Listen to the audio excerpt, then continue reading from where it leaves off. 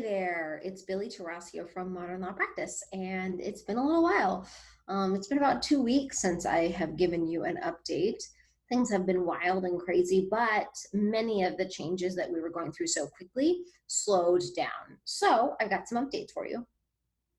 This video is about our journey to receiving the PPP CARES loan eligible for forgiveness. So this was a wild ride that many people have been on. I banked with Chase and applied for this forgivable loan as soon as it was possible. As soon as the application dropped, we were ready to go and applied. Let's say that was on a Monday. On something like Thursday, a few days later, I heard from one of my, two of my employees have a daughter who works for a smaller bank, and they apparently were moving things a little more quickly. And she said, do you want to apply with us? That was SunWest. And I said, yeah, I haven't heard anything from Chase. It's been like 4 or 5 days. Let's do it. So I put in another application at SunWest, a smaller, more regional bank. On Saturday, I was contacted by an actual human at Chase who said, hey, we just got, we had a conference call with Jamie Dimon today. We know what we're doing. I'm your loan officer. I've been told to process no more than 2, and you're one of them. So very first round of Chase processing. And we've got specific directions on how to do that. And and what he told me was all sorts of information about what to ask for, which, everything we know has been saying that you ask for 2.5 times payroll costs, and that's how much you can get.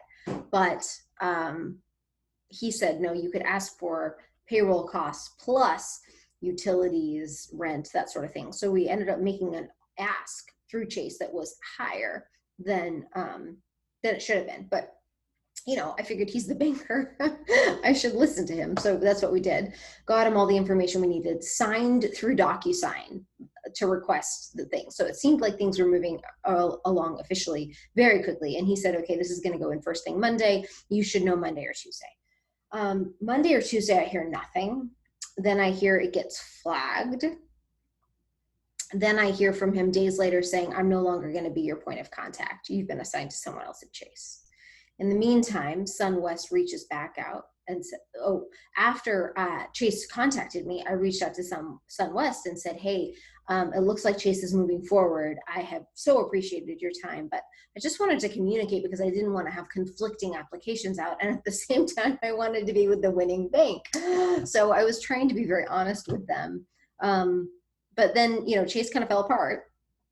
SunWest reached back out to say, hey, yours is now up and due. I'm set to move forward with your application if you want to. And I said, actually Chase is completely stalled. They've decided, that my guy who was like, I'm going to take you all the way was like, I'm no longer your guy. So I said, yeah, let's move forward with SunWest. I withdrew with Chase, although they pushed back and said, no, don't withdraw. But I was like, yeah, at this point in time, 2 weeks in or so, we're hearing that the PPP money is all gone. It's all dried up. So I go through the process with SunWest. I hear that the funds have been earmarked by the SBA, and SunWest has 10 business days to fund. In the meantime, we also hear that money is gone. So, but I should be okay because money has been earmarked. And we come up very close to the 10-day mark, and I'm talking with SunWest, and they're like, yes, you're funding, signing paperwork, setting up an account, and it funded. So almost like magic money, like Monopoly money shows up in this account. And the really interesting thing is it's 2.5 times payroll. So you have 8 weeks to spend 2.5 times payroll, and it has to be spent mostly on payroll. You can also spend it on rent and some other things, but mostly payroll. So I have to increase my payroll costs in order to spend this money for it to be forgiven, or I have to give it back. Now, let's say I don't spend it all. I have to give it back, and it's a 1% interest rate.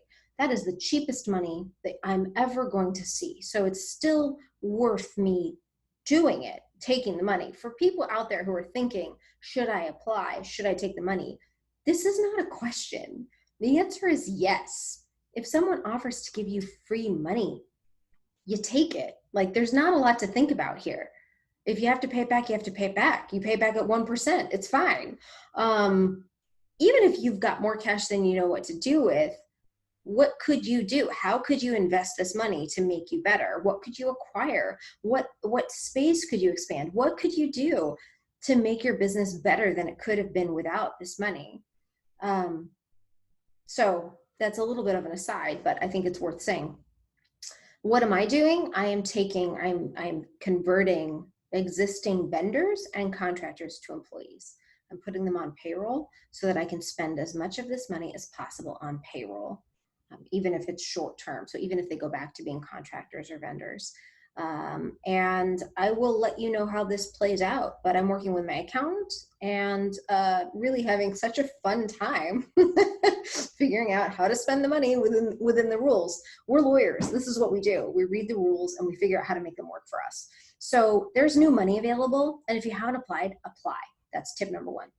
Tip number two, go local. Find a smaller bank. Don't use Chase. Don't use Wells Fargo. Don't use Bank of America. Use a smaller regional bank with a banker that you can talk to. And if you need my contact at SunWest, let me know. That's all for now, and we'll talk soon.